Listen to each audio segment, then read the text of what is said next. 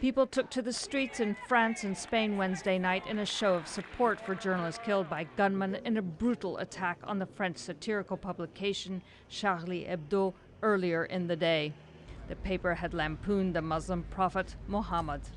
C'est un journal qui a une grande liberté de ton, qui a une grande indépendance. It's a newspaper with a great freedom of tone, with great independence. It's this independence which has been targeted, the freedom of the press, and that's the essence of what journalism is. The masked gunmen, dressed in black and carrying assault rifles, stormed into the paper's offices as the journalists were holding their morning editorial meeting and opened fire before escaping.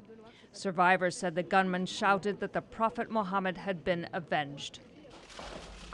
World leaders, including British Prime Minister David Cameron, German Chancellor Angela Merkel, and U.S. President Barack Obama, described the shooting as cowardly and barbaric.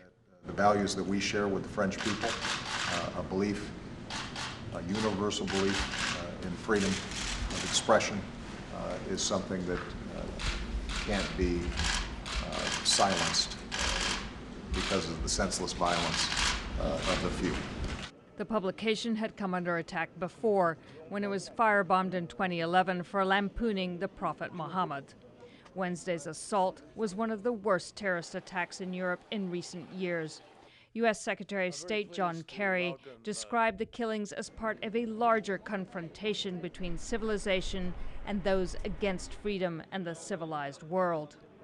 They may wield weapons, but we in France and in the United States share a commitment to those who wield something that is far more powerful. Not just a pen, but a pen that represents an instrument of freedom, not fear. Thousands of people took to Facebook and Twitter in support of the publication and in defense of freedom of expression. Muslim leaders in France condemned the shooting as the act of criminals. Sharon, Behn, VOA News, Washington.